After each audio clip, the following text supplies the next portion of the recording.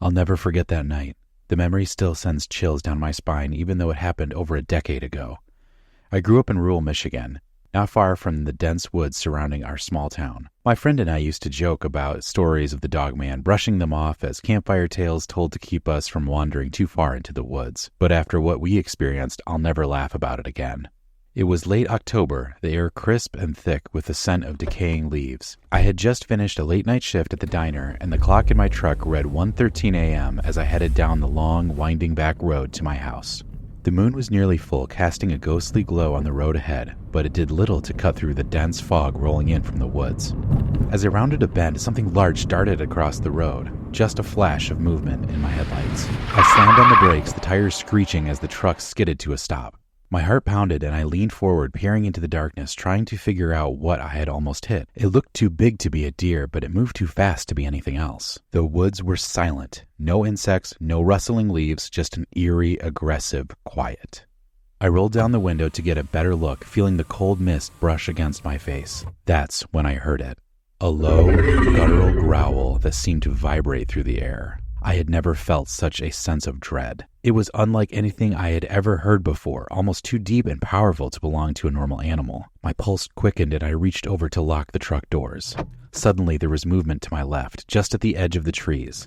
I turned my head and that's when I saw it. Something that defies explanation, yet I swear to you it was real. It was standing upright, at least 7 feet tall, with a thick, muscular body covered in dark, matted fur.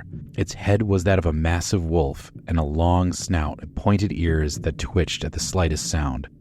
But what struck me the most was its eyes, glowing, piercing amber, that seemed almost intelligent, almost aware, and somehow evil. The creature's mouth twisted into what I can only describe as a snarl, bearing a set of impossibly long razor-sharp teeth. It took a slow, deliberate step forward, and the sheer size of it made my truck feel like a toy in comparison. I was frozen to the spot. My hands shook as I fumbled to try to get the vehicle in reverse. I didn't want to take my eyes off it, but every second I lingered, it felt like a gamble with death. Then it tilted its head to the side as if it was studying me. The moment stretched out. I swear I felt a wave of death crashed over me, as though the creature was deciding whether I was prey or a threat. Then it let out a bone-chilling howl, a sound so loud and full of malice that I felt it reverberate through my chest. That snapped me out of my trance. I had to go now. I slammed on the gas pedal, tires screeching as I tore back down the road, my heart hammering.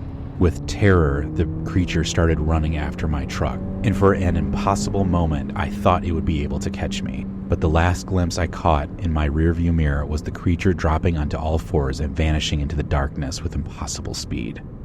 I didn't stop driving until I was safely home, every shadow along the way feeling like it might hide those glowing eyes. I've never been so terrified to exit my vehicle. It took a long time for me to tell anyone about that night, partly because I know how it sounds, and partly because deep down I was terrified it might come back. I didn't want it to be true. To this day, whenever the fog rolls in and the woods go quiet, I swear I can hear the low growl echoing through the trees.